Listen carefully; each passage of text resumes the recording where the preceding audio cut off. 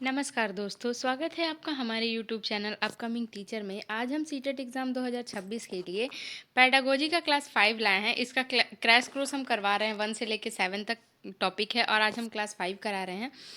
आज का जो हमारा टॉपिक है वो टीचर लर्निंग प्रोसेस है। ये सारे क्वेश्चन बहुत ही इंपॉर्टेंट है और एग्जाम में आने के बहुत ज़्यादा चांसेस है। जो भी टॉपिक मैं आपको पढ़ा रही हूँ, मैंने इस चैनल पर टिप्स और ट्रिक्स भी बताए हैं कि कैसे आसानी से आप 7 दिनों में इस एग्ज़ाम को क्रैक कर सकते हैं। तो जाइए और जाके वीडियो देखिए। ये सारे टॉपिक्स हैं जिनमें हमने चाइल्ड डेवलपमेंट कंप्लीट करा दिया, लर्निंग कंप्लीट करा दिया, लर्निंग थ्योरीज कंप्लीट करा दिया, इंटेलिजेंस एंड पर्सनैलिटी कंप्लीट करा दिया और आज हम पढ़ेंगे कौन सा, टीचिंग लर्निंग प्रोसेस।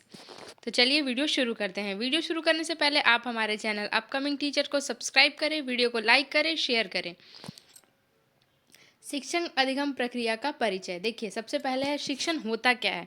तो देखिए, शिक्षण अधिगम मतलब क्या, पढ़ाना और सीखना। लर्निंग और टीचिंग का अधिगम का होता है ना, पढ़ाना और सीखना। तो शिक्षण एक उद्देश्यपूर्ण प्रक्रिया है जिसके द्वारा अधिगम को सुगम बनाया जाता है। आसान भाषा में समझे तो शिक्षण वह प्रक्रिया है जिसके द्वारा क्या होता है, सीखने को सुगम मतलब आसान बनाया जाता है। अब किसी भी चीज़ को हम किसी को सिखाते हैं तो वो एक प्रोसेस हुआ ना जिसके जरिए हम किसी को आसानी से सिखा दें। तो वही बात बोल रहा है, शिक्षण एक उद्देश्यपूर्ण प्रक्रिया है जिसके द्वारा अधिगम को सुगम बनाया जाता है। अधिगम विद्यार्थियों में होने वाले आंतरिक परिवर्तन है। अधिगम क्या है, विद्यार्थियों में होने वाले अंदरूनी परिवर्तन है। शिक्षण का लक्ष्य अधिगम को बढ़ाना है। अच्छा शिक्षण वही है जो अधिगम को प्रभावी बनाए। अब देखिए, जो शिक्षण अधिगम है इसको आराम से बोलना, सीखना सिखाना। इसको क्या बोलेंगे, सीखना और सिखाना या सिखाना और सीखना।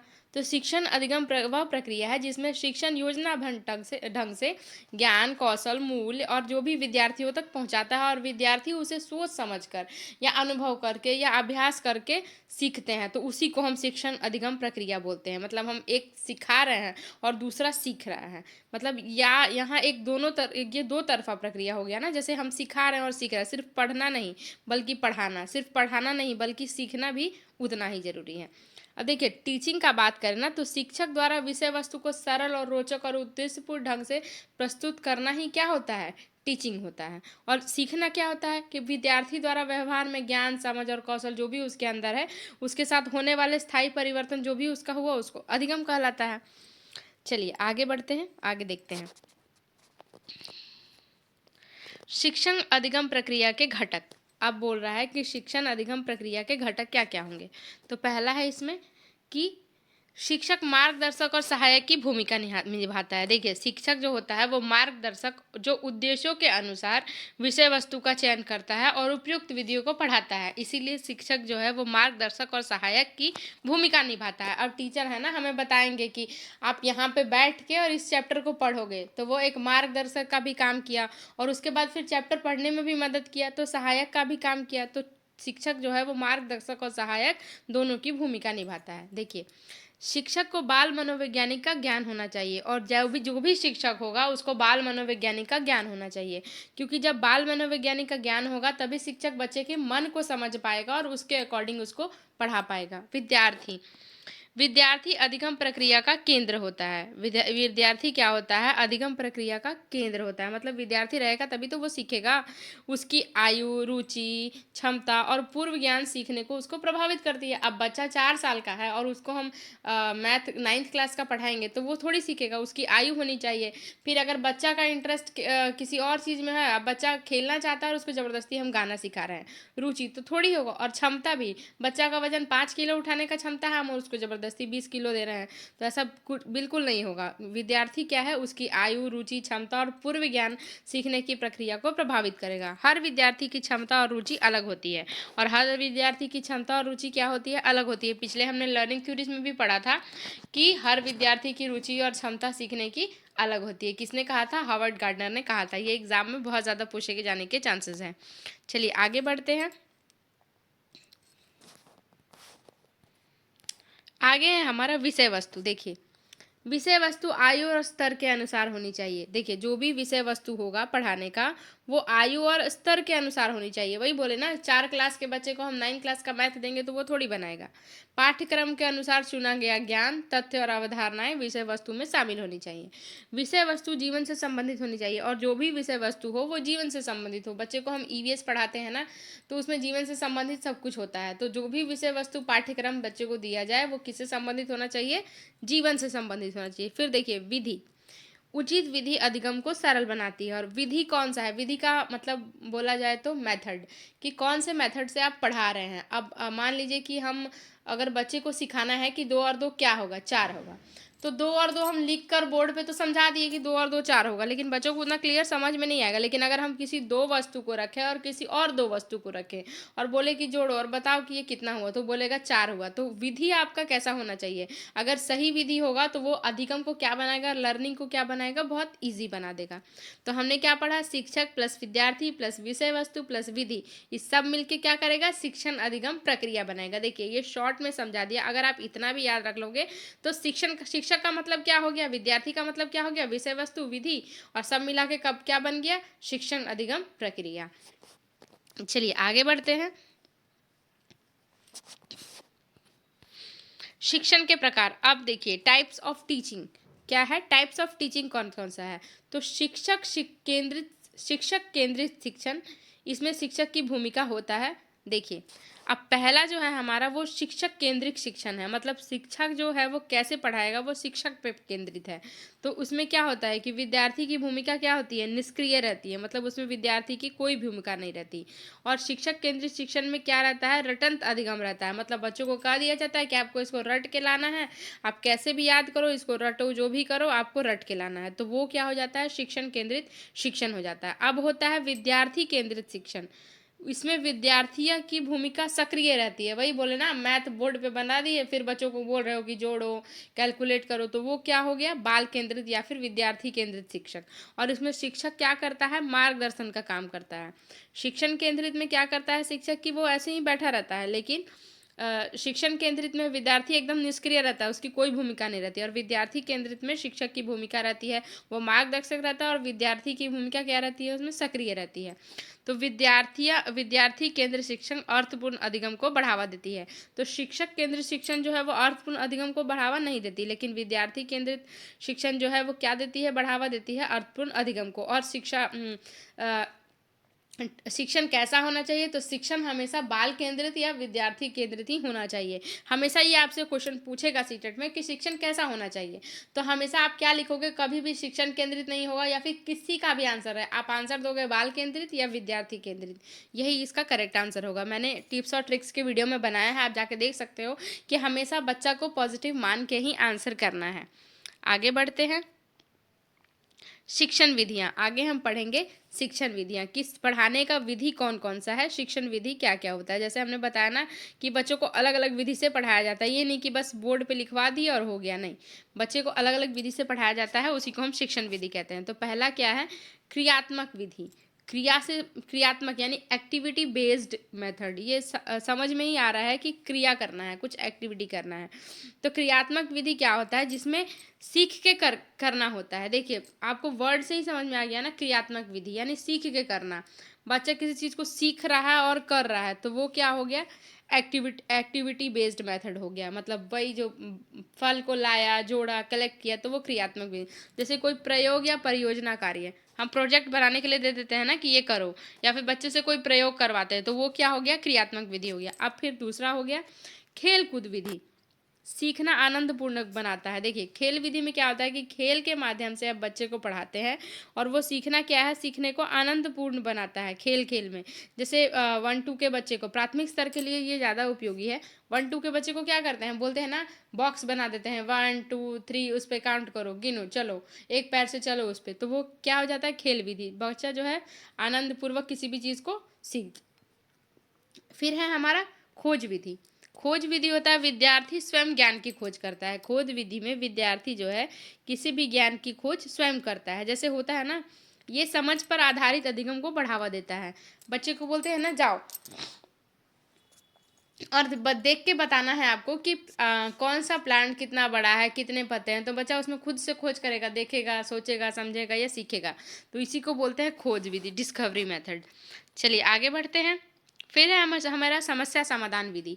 समस्या समाधान विधि में समस्या में सोच विकसित होती है। बच्चे को जानबूझ के हम समस्या देते हैं और मैथ्स वैसे वगैरह कुछ ऐसा देते हैं और बच्चा उसको सॉल्व करने की कोशिश करता है, तो उसी को हम बोलते हैं समस्या समाधान विधि। उच्च स्तर के लिए उपयोगी, और ये ऊंचे क्लास के लिए उपयोगी होता है। तो जहाँ एक्टिविटी पार्टिसिपेंट लिखा होगा वहाँ लर्नर सेंटर्ड मेथड होगा। देखिए अब हमने इसमें दो चीज़ पढ़ा। जहाँ पे लिखा होगा कि एक्टिविटी पार्टिसिपेंट, तो वहाँ पे लर्नर क्या होगा, सेंटर मेथड होगा। और जहाँ एक्टिविटी पार्टिसिपेंट लिखा होगा वहाँ भी क्या होगा, लर्नर सेंटर मेथड होगा। समझ में आया? मतलब कि बाल केंद्रित होगा। जहाँ भी बच्चा पार्टिसिपेट कर रहा है, सक्रिय है, तो वो शिक्षण क्या हो जाएगा, बाल केंद्रित हो जाएगा या विद्यार्थी केंद्रित हो जाएगा।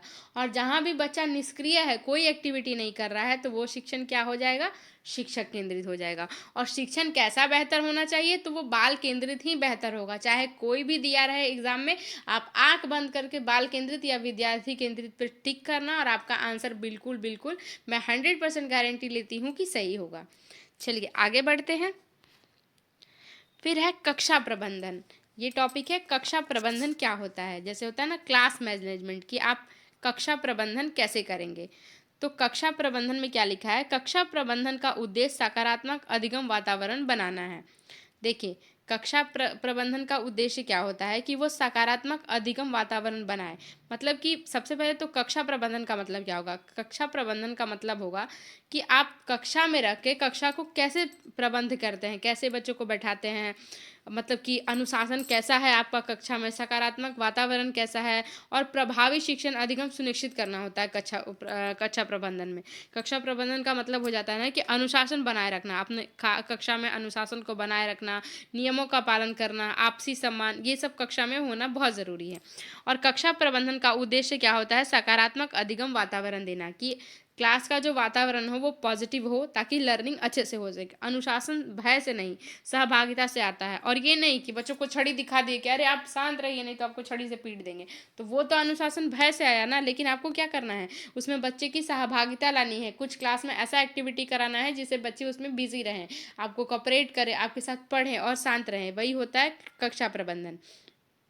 फिर इसमें क्या लिखा है, लोकतांत्रिक कक्षा प्रबंधन सबसे प्रभावी होता है। और डेमोक्रेटिक कक्षा प्रबंधन क्या होता है, सबसे प्रभावी होता है। बच्चे को डरा के नहीं शांत रख सकते, लेकिन उसको किसी भी चीज़ में इन्वॉल्व करके, वर्क करके, बच्चे को किसी भी चीज़ में बिजी करके आप क्या करते हैं, कक्षा को अनुशासित और शांत और सकारात्मक बना सकते हैं। आगे बढ़ते हैं। अधिगम में शिक्षक की भूमिका। अब पूछ रहा है ना कि अधिगम में शिक्षक की भूमिका क्या होती है। ये टॉपिक है, ऐसे आपका एग्जाम में आएगा, मैं आपको शॉर्ट में ये सारे समझाते जा रही हूँ। अधिगम अधिगम शिक्षक प्रेरक की भूमिका निभाता है। अधिगम में जो है शिक्षक की भूमिका क्या होती है, प्रेरक की होती है। यानी कि वो मोटिवेटर होता है, बच्चे को क्या करता है, मोटिवेट करता है किसी भी चीज़ के लिए, कि तुम ये करो, वो करो, ऐसे करो, आगे बढ़ो। तो देख के बच्चा इंस्पायर होता है ना। तो शिक्षक प्रेरक की भूमिका निभाता है। उसके बाद मार्गदर्शक की, एक तरह से ये भी बोला जाना, मोटिवेटर की, रुचि जगाता है, आत्मविश्वास बढ़ाता है किसी भी चीज़ के प्रति। फिर शिक्षक व्यक्तिगत भिन्नताओं को ध्यान में रखता है। शिक्षक क्या करता है, जो भी व्यक्तिगत भिन्नताएं बच्चों के बीच में आती हैं उसका क्या करता है, शिक्षक ध्यान में रख के उन भिन्नताओं को दूर करता है। उसके बाद शिक्षक सतत मूल्यांकन कराता है। और शिक्षक क्या कराता है, सतत मूल्यांकन कराता है, यानी विद्यार्थियों को प्रगति का आकलन करता है और सुधारात्मक सुझाव देता है। मतलब वो सब कुछ कैलकुलेट करता है ना कि विद्यार्थी का कैसा है, स्कूल में प्रोग्रेस क्या कर रहा है, और फिर उसको क्या करता है, सुधार करने के लिए सुझाव देता है। क्या करता है, शिक्षक एक मार्गदर्शक भी है, विद्यार्थी को सही दिशा दिखाता है और सीखने में सहायता करता है। आगे बढ़ते हैं। फिर देखिए शिक्षण अधिगम में बाधाएं। अब है कि शिक्षण और अधिगम में क्या क्या बाधाएं आती हैं। तो देखिए अत्यधिक पाठ्यभार अधिगम में बाधा बनता है। अत्यधिक पाठभार मतलब बहुत ज़्यादा सिलेबस कर देना क्या होता है, सीखने में बाधा का कारण बनता है। बहुत ज़्यादा सिलेबस कर दीजिएगा ना तो बच्चा नहीं सीख पाएगा। फिर है उपयुक्त विधि के अभाव में अधिगम प्रभावित करता है। और जब सही विधि से ना पढ़ाया जाए तो क्या होता है, अधिगम जो है वो प्रभावित होता है। गलत विधि का उपयोग करना, ज़बरदस्ती बच्चों को रटना, अलग भाषाएं सिखाना, संबंधित उनके मातृभाषा में या फिर आसान लैंग्वेज में नहीं समझाना, शब्दावली की कमी, तो ये सब क्या होता है, अधिगम को प्रभावित करता है। नकारात्मक कक्षा वातावरण अधिगम कम करता है। और कक्षा का वातावरण अगर नकारात्मक है, शोर हो रहा है, बच्चों को डरा धमका के रखा जा रहा है, तो वो क्या करता है, वातावरण को अत्यधिक अधिगम को कम करता है। आगे बढ़ते हैं। फिर देखिए क्वेश्चन हमारा आ रहा है कि विद्यार्थी केंद्रित शिक्षण में शिक्षक की भूमिका क्या होती है। तो जब विद्यार्थी केंद्रित शिक्षण होगा या फिर बाल केंद्रित शिक्षण होगा तो उसमें शिक्षक की भूमिका क्या होगी, मार्गदर्शक की। और जब शिक्षण केंद्रित वो शिक्षक होगा तो विद्यार्थी की भूमिका क्या होगी, कमेंट में बताइए। इसका आंसर कमेंट में बताइए कि जब शिक्षण केंद्रित शिक्षा होगा तो उसमें अधिगम होगा तो उसमें विद्यार्थी की भूमिका क्या होगी। नेक्स्ट क्वेश्चन है, सीखना करके होता है, किस विधि में से संबंधित है। मतलब खुद से करके जब जो बच्चा सीखता है उसको कौन सी विधि में होता है, तो क्रियात्मक विधि में होता है, एक्टिविटी बेस्ड में बच्चा खुद से करके सीखता है। फिर देखिए सबसे प्रभावी कक्षा प्रबंधन कौन सा है, तो लोकतांत्रिक जो है कक्षा प्रबंधन सबसे प्रभावी है, जिसमें बच्चों को आज़ादी महसूस करके कक्षा को मैनेज किया जाए। आप कमेंट में बताइए कि शिक्षण केंद्रित अधिगम में बच्चे की भूमिका क्या होती है। आगे बढ़ते हैं। तो हमने पढ़ा इसमें कि शिक्षण अधिगम को सुगम बनाता है, मतलब क्या, टीचिंग जो है लर्निंग को आसान बनाता है।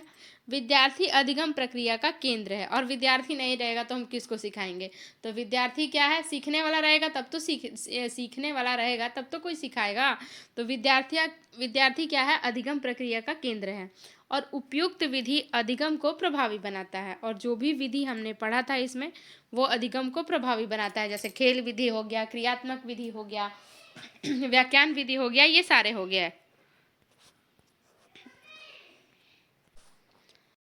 अब आगे देखेंगे, विद्यार्थी केंद्रित शिक्षण के लाभ लिखिए। आपका ये क्वेश्चन है कि विद्यार्थी केंद्रित शिक्षण के लाभ लिखिए। विद्यार्थी केंद्रित अगर शिक्षण होगा तो उसके लाभ क्या क्या होंगे, आप कमेंट में बताइए। और ये भी बताइएगा कि शिक्षण केंद्रित शिक्षण में विद्यार्थियों की भूमिका क्या रहती है।